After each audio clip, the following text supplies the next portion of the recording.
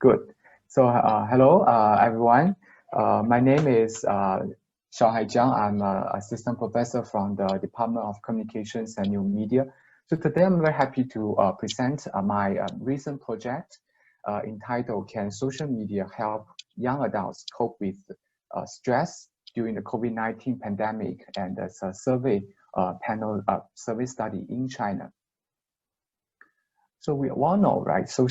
During the COVID-19 pandemic, people's lives have been changed significantly, particularly young people. Right? So young people are distressed due to the isolation and also the social distancing. Right? We all know young people are enjoying hanging together, right? But they cannot do that during the COVID-19, and also they are facing the higher threats of potential years of life lost compared to older adults. So that's why in this study, I focus on young people, young adults. And we all know young adults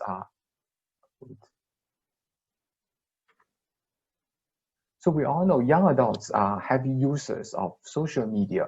So during the COVID-19 pandemic, they also turn to social media to cope with the COVID-19 related stress.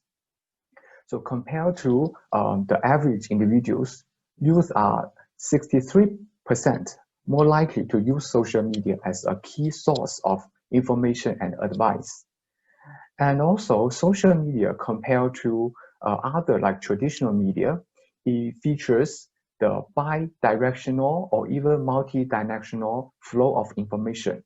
So it allows people to search for information within their social networks, to exchange information and opinions, and to provide like a collective support with each other. Despite the importance and the popularity of social media, actually prior research on the influence of social media use on younger generations, their well-being, has illustrated mixed results. Okay, some study, for example, some study actually demonstrate a positive influence. So, for example, using social media for exchanging health information was positively associated with a healthy lifestyle change. However, other studies demonstrate insignificant or not effects. And more concerning, excessive social media exposure to health information might actually, particularly during the public health crisis, might increase people's depression and anxiety. Okay, so these mixed findings have been reflected in many systematic reviews. So that's why it remains unclear whether the social media use can whether it can improve young people's well-being or not. Is still not that clear. And the inconsistent results may due to a couple of reasons. One very important reason is the lack of investigation of the mechanisms underlying the effect of social media use and young people's their emotional health. Okay, so that's why we need to examine the indirect or the mediation effect of social media use on mental health. So many studies mainly focus on the direct effect. The focus on the direct effect only ignores the complex psychological consequences of social media use, which might have very direct influence on people's health. And also another research gap is scarce research has centered on young adults, their social media use, particularly during public health crisis, their health-related social media use. And another research gap is the context. So the majority of studies are conducted in developed countries, such as United States and European countries, with very limited empirical evidence in developing countries, such as China. So we know China has very different situations. For example, the health literacy, right? So the overall, the literacy level, health literacy level is lower, right? According to a study by WHO, so in China, only about 10% of the Chinese populations have adequate health literacy. So this percentage in European countries is more than 40%, right? So 10 versus more than 40. So it's a big difference. So, and it also applies to the young adults. So the overall health literacy among young adults is also lower than many developed countries. So that's why we need more studies in developing countries like China. So in this study,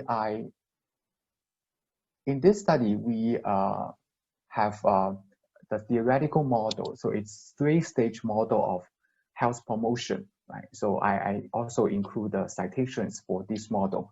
So this model basically says interactive media use can seldom directly influence the health behavior. Okay, it will have different stages involved.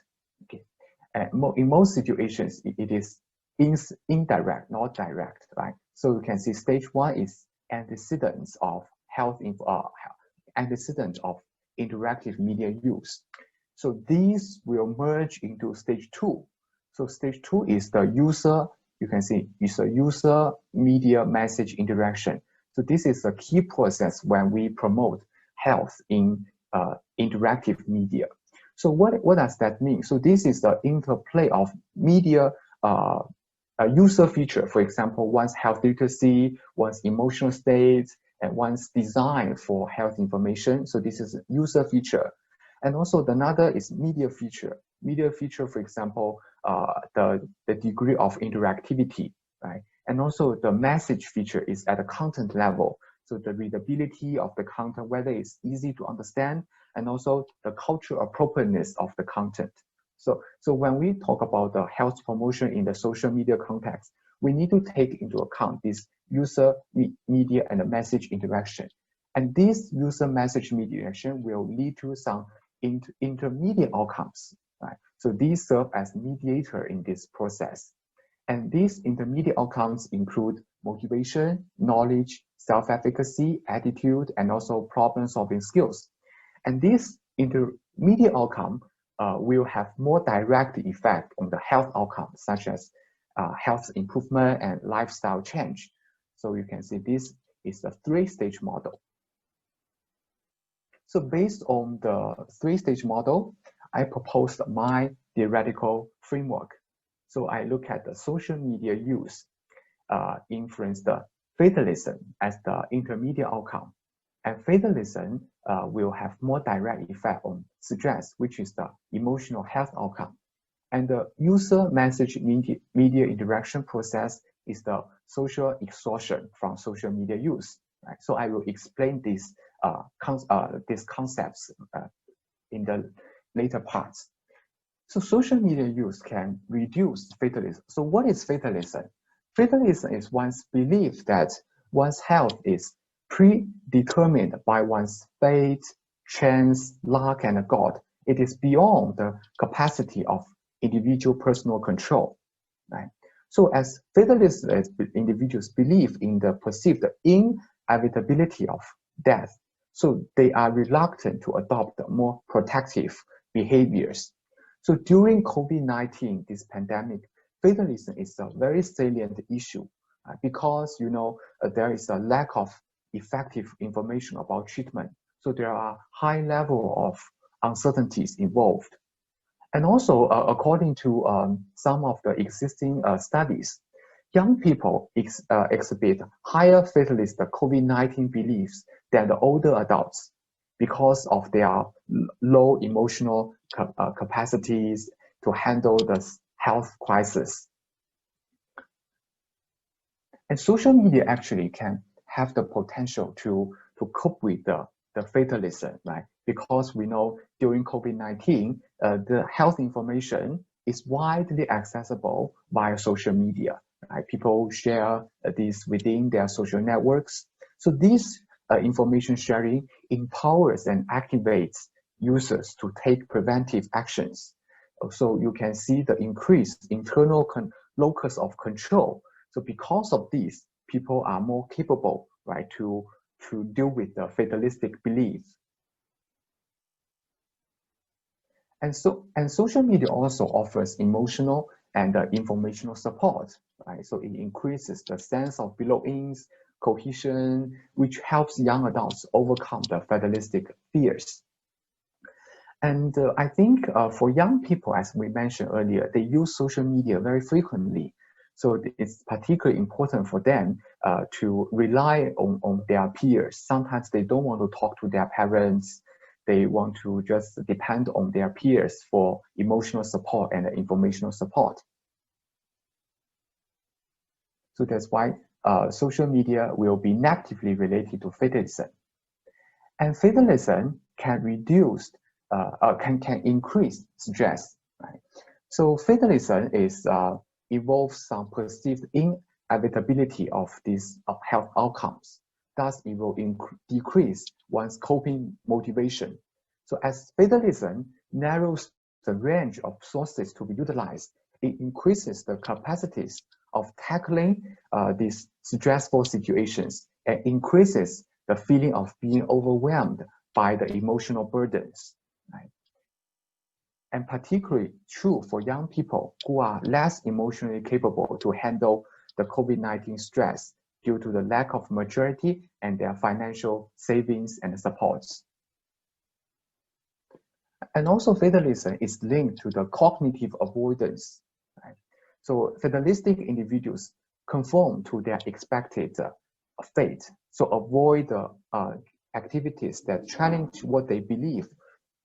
So in the COVID-19 pandemic, fatalistic belief led to avoidance of recommended preventive behaviors, intensifying the COVID-19 related fears and the stress. So this is also particularly true for young adults, right? Because they exhibit higher avoidance tendencies due to the lack of problem-solving skills and experiences to facilitate effective emotion management.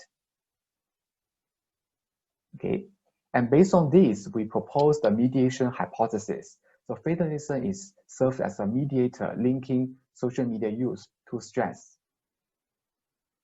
Okay, another very important key concept in this study is social exhaustion. So what is that? So it is one's self-evaluated or subjective sense of tiredness from social media interaction, from social media use, right? So we know the fear of missing out, right? It's very prevalent among young people. What is fear of missing out? So this is a very pervasive feeling that others might be having rewarding experiences from which one is absent. Right? So it's very prevalent in young people. You know, sometimes when you interact with people online, you are expected to maintain a good personal image, right? You also expected to reply people's message quickly and also sustain a growing online ties. So this actually type of interaction requires much time and energy, so leading to the social burnout. This is particularly true during COVID-19 because we all know, right, during the lockdown period, people use social media a lot, heavily rely on social media, even for work, right? Of course, for leisure activities. So young people are facing the influx of social demands during COVID-19. And in our study, we consider social exhaustion will be a moderator, right? Will be a moderator. So it will actually weaken or decreases, right, the effect of social media, the positive effect of social media use. So because social exhaustion decreases one's cognitive processing abilities, increasing their cognitive overload, because there are so many requests or expectation about interaction with others, right? So you have the increased cognitive overload. So users are unable to sufficiently absorb the health information to actually take preventive actions. Also, social exhaustion prompts the social withdrawal. So it discourages seeking and also the interpersonal help from online interpersonal sources, online communities. And social withdrawal is an increasing coping and the mechanisms for young people because they want to recharge, right? They want to isolate from others. So this is another very important point about social exhaustion. So because of that, we consider social exhaustion will negatively moderate the relationship between social media use and fatalism. And because of that, we also proposed a moderated mediation effect. Okay, so the next section is about the method. So I used a two-wave online survey. The target audience is young adults aging 18 to 30 years old. I conducted studied in China. So I used a two-wave panel online survey. So the wave one is in early February, so at the beginning of the outbreak. So I have 633 participants. And then after 3 months, I have another survey, another wave towards the wave one participants. So we have 423 finished the wave two survey. So with a retention rate of 67%. So there are some measurements. So for social media use, I asked participants to report whether or not they have used social media, social network sites like Weibo and WeChat to search for COVID-19 related information. Right? So it is dichotomous, yes or no question. Okay. And WeChat and Weibo are the most popular social network sites in China. Fatalism, I have 5 items drawn from prior research. Some sample items is my health is determined by fate, my health is determined by luck. So this is a Likert scale ranging from 1 to 5, agree, strongly disagree to strongly agree. Stress also, I have 5 items drawn from SF36 scale. So some sample questions like, have you felt so down in dumps and nothing can cheer you up? And have you felt downhearted or in the blue? Okay, so and also have social exhaustion. So I have also several items from previous studies. Sample items like using social media makes me feel tired. Using social media is a burden to me. And also have some demographics information to control, right? Including age, gender, education, and also income. For the research methods, statistic analysis, I use the structural equation modeling SEM to investigate the mediation pathway. And I use the process to more clearly examine the mediation effect. To test the moderation effect, I did the hierarchical regression analysis. And also I used another normal theory-based approach to investigate the moderated mediation effect. Basically, I evaluate the significance of the conditional indirect effect at the 3 different levels of the moderator, right? So higher social exhaustion, medium exhaustion, and a low social exhaustion. And some of the results, actually, my hypothesis are completely, fully supported. Okay. So for the direct effect, I found social media use failed to directly influence stress. So this is in line with the core tenets of the 3-stage model. It has to involve different stages, not simply the direct effect. So H1 is supported. Social media use had a negative and a significant relationship with fatalism. In other words, social media use can reduce fatalistic belief. Okay, and hypothesis 2 is also supported. Fatalism is positively associated with stress. So in other words, when you have greater level of fatalist belief, you will have greater stress. And the process, the bootstrapping approach also supported this mediation effect. You can see the confidence interval does not include 0, so to support the mediation effect. And for our hypothesis 4, which is about the moderating effect, so we can see the interaction term between social media use and social exhaustion was negatively associated with the fatalism. So that means social exhaustion actually weakens the power of social media use in reducing fatalism. Right? So it's problematic, right? Social exhaustion is problematic. And also the conditional indirect effect, which is the moderated mediation effect, is also supported. So no matter whether social media users reported low, moderate, or high level of social exhaustion, fatalism remains a very significant mediator in this pathway. Okay, some of the discussion. So the first one, social media use actually reduce fatalism. This is consistent with some past studies that supported the positive impact of social media use, particularly health-related social media use or coping health challenges. Right?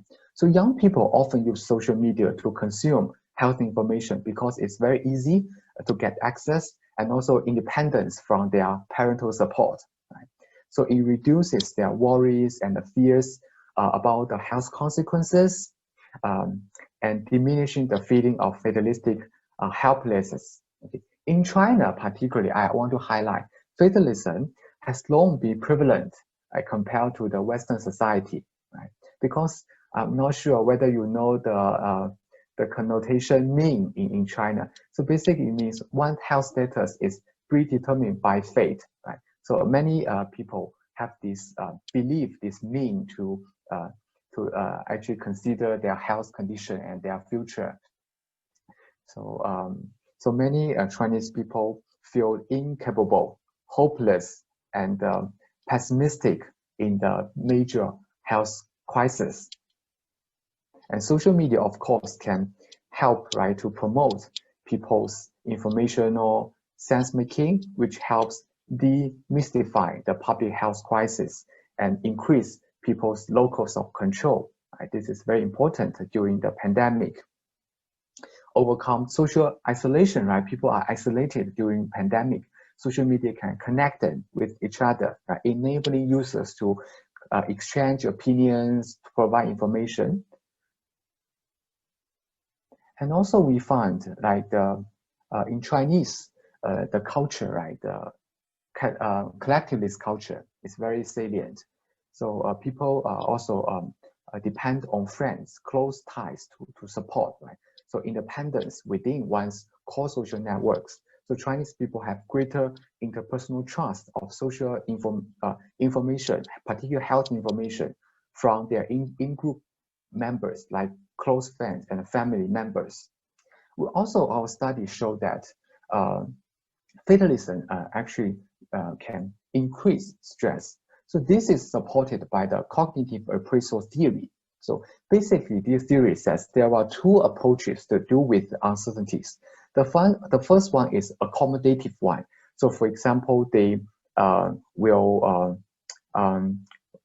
avoid certain information, right? They don't want to really face these challenges. But the reactive one is to have greater motivation to fight against the stress, right? So different approaches. And also in our study, we found the insignificant direct effect. So this demonstrates the complete mediation effect. As I mentioned, this is consistent with the previous, like the core tenet of the three-stage model. And last, social exhaustion actually weakened the effect of social media use on lowering fatalism. Right? So specifically, right, when users receive a plethora of health information during COVID, so overwhelmed by the information, right? So they are expected to respond, and sometimes they feel overwhelmed and tired of this social interaction. So users thus feel less motivated to leverage on some useful tips and encouragement from social media use for desired outcomes, inhibiting their potential of social media use to decrease the fatalism. Right? So I think that's mainly the result. I think it's very pertinent and relevant in China. Right? So for example, I talk about the collective culture, right? Also the fatalism, and I think that's why Confucianism, right, suggests to live to the heaven, to take care of things men cannot do, right, which actually inhibiting our proactive coping efforts. So I think it's also has the cultural relevance of this study. There are some limitations, of course, right? The first one is the sample. Like I use online survey, so definitely the convenient sample limits the generalization of our finding. So ideally, we should probably have probability samples cover a wider range of participants. Also, in a very key limitation is the measurement of social media. So I only have two items, yes or no items, to measure whether they use the social media and the social network sites to look for COVID information. But we know social media use is a multi-dimensional concept, right? So it has other operationalizations. So we might need to have more nuanced measures for social media use, such as what type of information they look for on social media, the level of use, their frequency of use. And the third one is the country, right? We only conduct a study in China. You know, global COVID-19 is a global pandemic. I think comparative study might be very useful because different countries have different healthcare systems, and also they have very different policies to cope with COVID-19, right? So that's why we might see in other different health societies or different cultural contexts, whether our model can be supported, can be well applied. So future research can actually compare. And there are some implications. The first implication is theoretical implication. So we extend the original three-stage model by considering moderation effect. If you can recall, the original model is purely a mediation. Okay, so I actually add a moderating effect of social exhaustion. It's social factors, right? Social factors. And the second is, it is one of the first study to examine the effect of social media use by young adults during the the public health, global public health emergencies.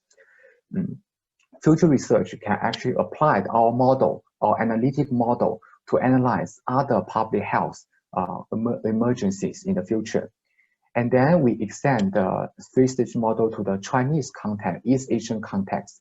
So it supports the applicability of the theory. And the last one is about the practical implications. Right? So we know during pandemic, young people should use social media, particularly health-related social media, for to cope with the health challenges. And to also, social exhaustion is very problematic, right? So to avoid social media fatigue and the social exhaustion, young adults should be taught to be very selective, right, in adding friends. They also might choose certain reliable sources. They do not look for many sources for health information. They might choose one or two very reliable, maybe doctors recommended this health resources, right? So to narrow this higher level of social exhaustion. And the last one is health communicators should make efforts to lower people's fatalistic belief, right? So this is salient in the Asian context. So they might have other strategies, for example, introducing a role model to increase their self-efficacy, their confidence. Also, health campaigns can teach effective self-management skills. Okay, I think that's what I have for my presentation. Thank you for your time, and this is my email address. If you have any question, feel free to contact me, and thank you. So the next is the Q&A, right? Thank you, Shaohai. Wonderful presentation. And I think we already got a lot of questions actually in the chat box. So in order to promote interaction between our audience and our speaker, may I invite those people who raised the questions to ask Shaohai directly. So may I invite BB Singh, Dr. BB Singh? Do you want to ask your questions to Shaohai? Okay, thank you so much, Shaohai. I have a few questions. So I think I was quite fascinated by your definition of fatalism, and you did explain of the link to Confucianism and so forth. Can you explain a little bit more about the social cultural context of this mindset of fatalism? Because it's the first time I'm coming across this concept, because my own research is also about social media in China. So I have not actually come across it in all of my readings about social media in China. So that's one question. My second question is, how do you conduct your online survey? What platform do you use? Yeah. Okay. Actually, Yes. I have a few questions, but just these two first. Yeah. Thanks. Okay. Yes. So for the fatalism, right? I think it's a very culture phenomenon, and I think particularly in China, many people avoid this health issue. For example, a very important phenomenon is cancer avoidance. So sometimes we have this um, very major health crisis like cancer. So they actually do not want to really to face this challenge because they think they are not in power, or they are not because they trust their destiny, right? So they trust the so personally they cannot control their future. So I think there is not many studies about the fatalism in the COVID, but there are many studies in China about the major health issues like cancer. So, but I actually incorporate the fatalism to the context of COVID because I think it's very relevant because of the uncertainties, because of the complexity of this disease, right? So a lot of unknown facts, right? So there is no effective treatment yet. So I think this is even more severe compared to cancer. So that's why I introduced this concept in my model. And your second question is about the survey. So actually, I use a survey company in China. It's called Wenjuanxin. Wenjuanxin is they only provide online survey, but they can help you to use some quota sampling, right? Particularly age and gender. So these two they can actually control. And but for online survey, I think the limitation is older adults, they might not use the online survey, right? So for this company, people above 50 or aging 50 or above, it's hard for them to recruit, right? But they still have some, but it's not that easy to recruit older people, right? I think it's very common to other like survey companies. But I think this company is pretty good because it has over 2.6 million users in their panels. So I think actually it covers different geographical locations. So I have participants from almost all the provinces in China. Okay, so yes, hopefully I answered your question. It's called Wenjuanxin. Okay. Thank you, Shaohai. Let us move to the second question asked by, I think, Nastasia Lopez Fischer. Nastasia, can you ask directly verbally? Yeah, sure. So first of all, thank you, Professor Shanghai, and your talk is very interesting. And I'd like to ask whether you controlled for the reliability of the message that people were exposed, like if the people thought that the message were actually true or not, because there are like some literature already showing that many of the fake news that are spreaded mostly are political, but they are also health-related messages about fake news. And those, I wonder that those could bring more stress than actually relief from stress. So did you control for it? Yeah, for this study, I didn't. So for this study, I just mainly control the like demographic. But yeah, I think this is a very good suggestion. So as I mentioned at the beginning of the talk, this is a large survey. I do have a lot of items for misinformation, health misinformation, and also fact checking. So based on the exposure to misinformation, actually the large majority of respondents reported experiencing the COVID-19 misinformation from even from the traditional media, not just from social media. Because yeah, so I think that's a very good suggestion. I agree. Yeah, I think the exposure to this type of information might influence increase the stress, right? So yeah, I can consider to add this as a control variable. Thank you for your suggestion. Thank you very much, Xiaohai. We have the third question asked by Dr. Alain Wang. Dr. Alain Wang, can you ask directly to Xiaohai?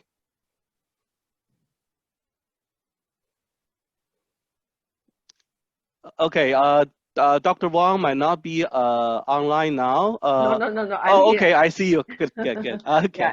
Yeah. Actually, I typed my question, but I have second thoughts about it.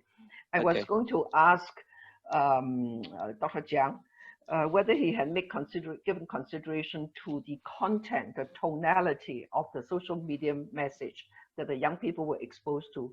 Were all the messages very negative, or were there some positive information apart from, I mean, I'm not talking about misinformation, but actually I realized that, of course, during this period from March to May, when your study was done, I think the situation in China actually already quite under control as compared to other countries. So maybe you should have separated the effect in your question about the effect of the lockdown from the effect of fear of the disease, which is your fatality measure. Because the lockdown is quite different, the restriction of movements and so on, which created anxiety, should not be compared to other health stressors. So what is your response to this, please? Yes, as I say, right, I think this is a very good point. It's about the specific content of the social media messages, right? Yeah, I actually include this as one of my limitations. So for this survey, I didn't actually include the specific type of information or specific topic or the sentiment of the online social media messages. But I definitely agreed. The negative, right, information or the positive information from social media might have very different influence. So I think a general statement saying social media is good or bad will be uninformative, right? So we might need to examine, specify the type of information or the specific topic. So yeah, but actually in this paper, I didn't have that, but I do have like the misinformation questions from different sources, from newspaper, TV, this traditional media, interpersonal sources like friends, colleagues, family, and also I found misinformation from social media. So, but I didn't use that in this study, but because I have another study about misinformation, so I used that variable in another study. But yes, I think you are definitely right. So we cannot simply say social media use is beneficial, right, in coping with disease. So we need to see the particular, right, you talk about the positivity or negativity in social media. Yeah, I think I should include. So again, I already include this in my limitation. Yeah. Okay, thank you very much. Actually, Xiaohai, Dr. Wang's question is actually repeated quite similarly by Dr. Vincent Chua later. Maybe you can elaborate it a little bit more when Vincent asks a question. But before that, can you follow up to answer Peijun, Dr. Ko Peijun's question? Peijun, do you mind to ask by yourself? Hi, thank you, Dr. Zhang, for the presentation. I really enjoy your research design, and I think it's really relevant to think about the effect of online behavior in influencing psychological well-being and in your study, fatalism. I'm wondering, since it's about online behavior, these young adults may also have other online behavior like to search information related to health. And it's like what you said, the health literacy situation in China is on average lower than other developed countries. But this group you are investigating are young adults. So I'm wondering that if you ask them, apart from social media use, do they also engage in searching health information? Because based on that, we can kind of understand that what kind of health literacy this target group may have. And they may influence their behavior of social media use to engage in correct information, misinformation. It may also influence their, the general level of fatalism. Thank you. Yes. For young adults, right? As I mentioned, right? So health literacy, the lower health literacy is not just the problem for the overall population, even for young adults. So I actually have a comparative, not my study. I read another study about the students, their health literacy. They compare China and Australia. So they found the similar findings. So for students, their health literacy in China is also lower than that in Australia. So I think this is a common issue across different age groups. But regarding to your question about their information seeking behaviors, yes, I do have many items about health information seeking from different sources. So in this survey, I only select yes or no, they have used social media, social networking site to look for COVID information. But I have other media in the interpersonal sources actually. But basically, the social media and the websites, these internet-based sources are the most common a source for them to look for information. So compared to for example, you talk about newspaper. So not many people actually select this.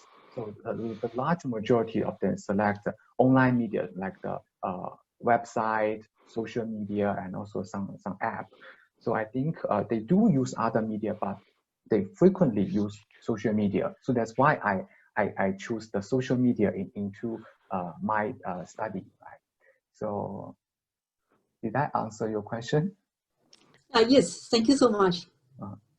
Thank you, Xiaohai. Can you now move to Dr. Vincent Chua's question? Vincent, do you want to ask the question by yourself?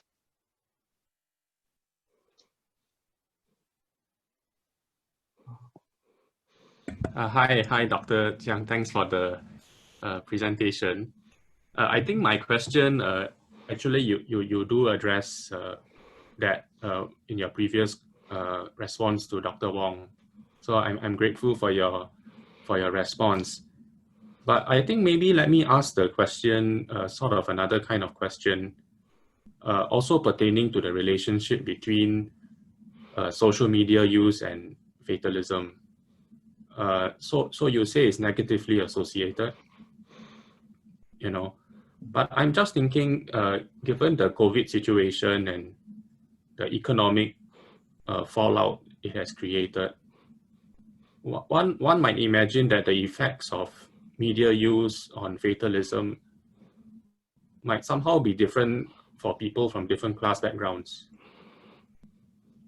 So I think, besides looking at the moderating effect of social exhaustion, might also be useful to ask, whether the impact of media use on fatalism might vary by class or even gender. Do you have any thoughts about that? Thank you. Yeah, so I think, yes, I think thank you for the suggestion to explore other possible moderating factors. So I draw this social exhaustion as a moderator from the three-stage model, as I highlighted before, it's a user message media interaction, right? So I consider social exhaustion is can be tapped into this category, right? Because when you interact with others, like on the social media, right? So it's tons of information that overwhelming, right? And also social interaction request, and also the message might be hard for you to understand. Then you might feel more tired because of the complexity of the issue. But I think you mentioned a very good point to have other like potential moderators like the gender and also the class, right? So these nicely tap into the user characteristics, right? So because this theory actually highlights three different dimensions of like moderating factors. One is the user factors, right? So I think of course gender, right? For example, social like gender difference. We based on previous studies, we found okay, females use social media more frequently than males, and also we found the social comparison is a very salient issue. Females have higher level of like social comparison. But because of this, they might feel even more tired, right? Because of this like the comparison with others on social media. So based on previous studies, we do find some difference in gender in terms of the impact of the usage of social media and also the impact of social media.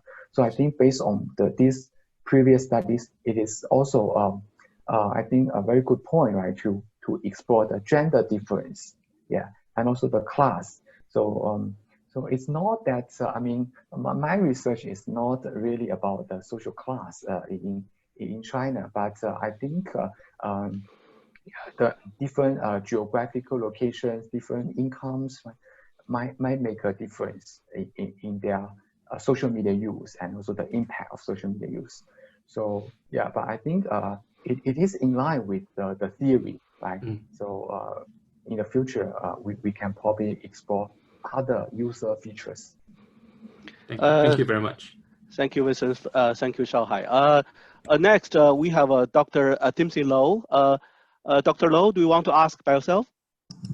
Hi, I'm Timothy. Yeah, I'm not a doctor, by the way. So okay. Thank you, Dr. Zhang, for the presentation. So I actually wanted to ask, like, I noted that you have two different measures between social media and social networking sites. So could you explain what's the difference between them in the context of China? And have you noted that if there's any differences in results? And on my second part of the question is that have you considered living arrangement of young persons, and how does it influence their social media use and the outcomes?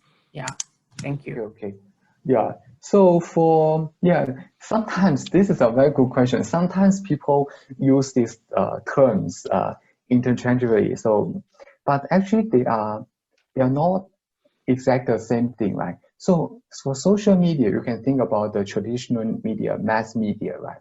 So this is more about the broadcasting the information, right, to other people, right? So it can be like because it's different, right? Traditional media is from television, but this one is from social, from like the online, right?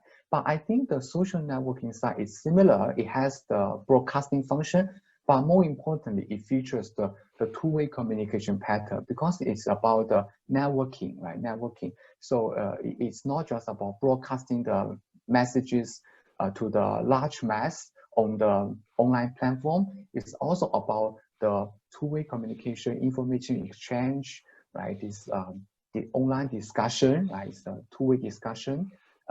So collaborating, right? So I think it's similar, but it has slightly different focus, right? So your other question is about living arrangement, yeah.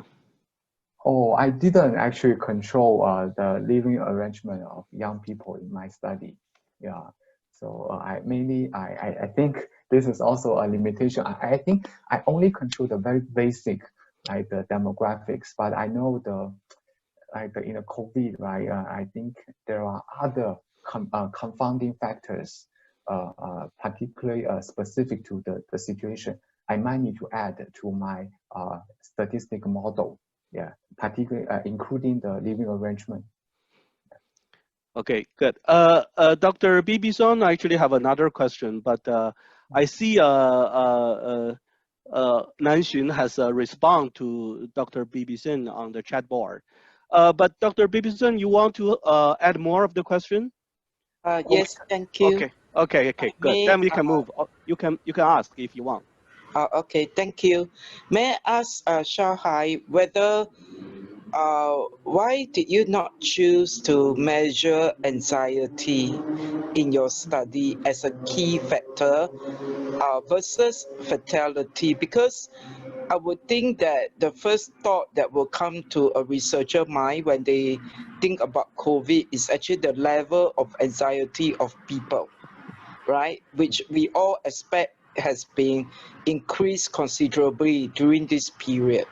So can you explain to us a little bit about that? Thank you. Yeah, thank you. I think it's a very good question. So for the anxiety, right, the stress, it is our dependent variable, which is actually a key variable in our study, right? Because when I write up the paper, I follow the problem-driven approach. So I start from the problem part. So I highlight, the anxiety level during COVID is really actually increased significantly, right? Particularly in young adults. So I highlight the importance of this anxiety issue during COVID.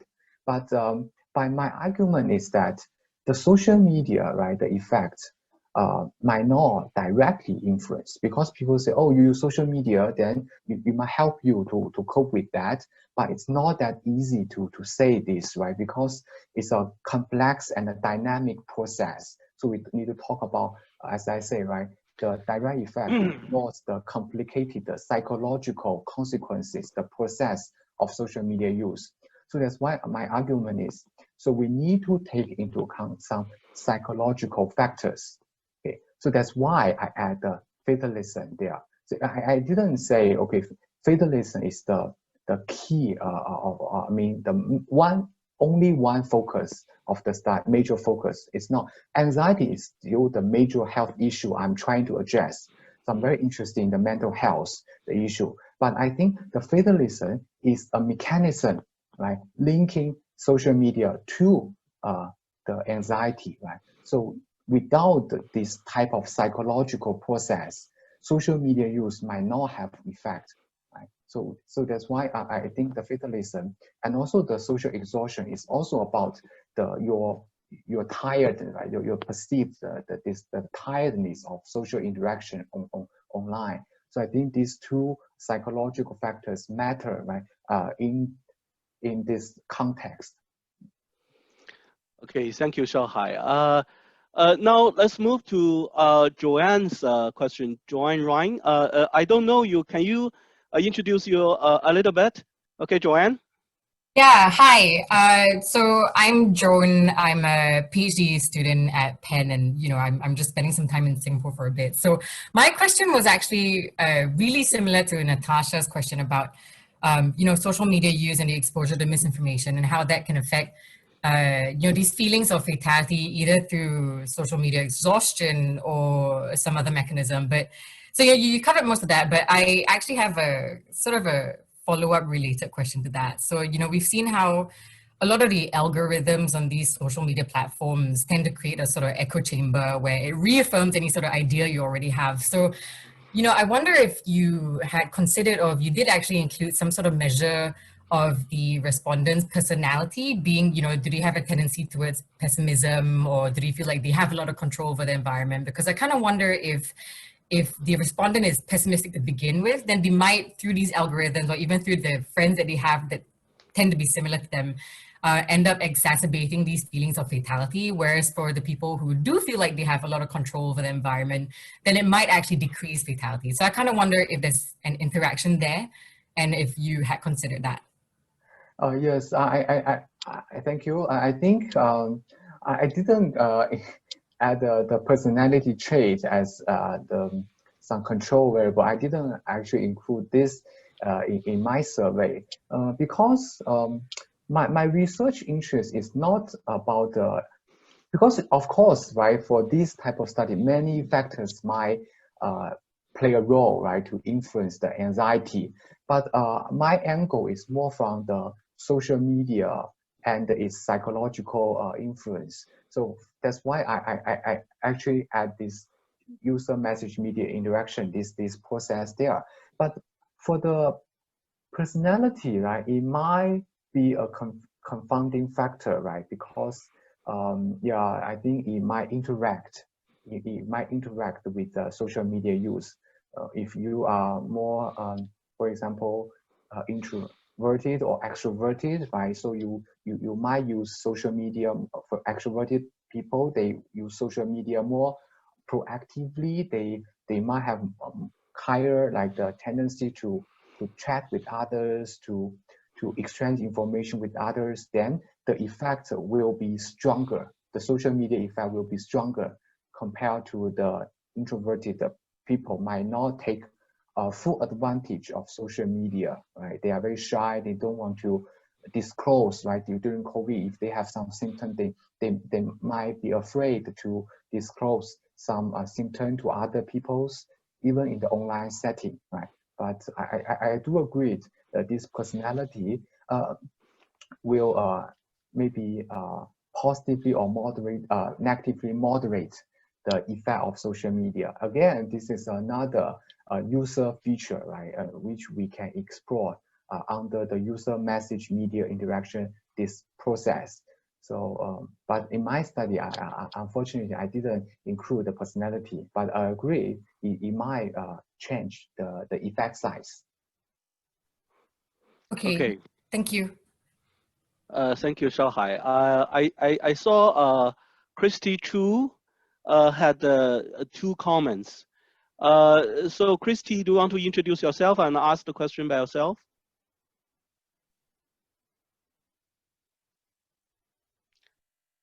Okay, if not, then let's move to Liu Yan. Liu Yan, she's our PhD student. Liu Yan, do you want to ask the question by yourself? Yeah, sure. Thank you, Dr. Jiang, for your interesting findings. So, briefly, I have 2 major questions. The first one is concerned with, may I know whether you have considered respondents' religion as one of the confounders for fatalism in your mediating analysis? Since I'm not very clear about the relationship between the religion and fatalism, but from my point of view, is it possible that different religious beliefs could have different effects on how Chinese people view their fate to some degree? And my second question concerns with the social media use in your study. I'm just wondering that whether the amount of time that the respondents spend on social media could have different effects on your outcomes. Yeah.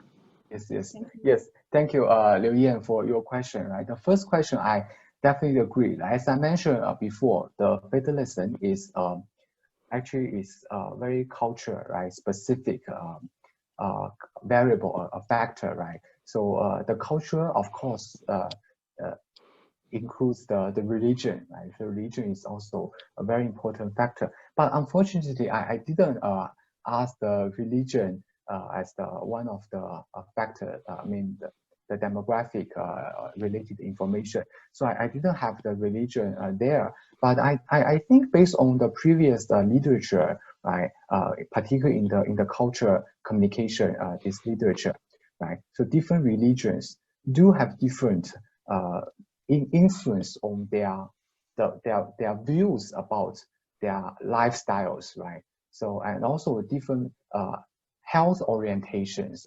So I think there are many cultural factors, including religion, right? I think we probably can explore in the future, right? So I think in the future, I definitely want to do more international, like a comparative studies, right? In US, like that, so we can like Christian, right? This, and also in Asia, right? A lot of Buddhism, different cultural context and how they view, right, the major health crisis. It relates to the fatalism, of course.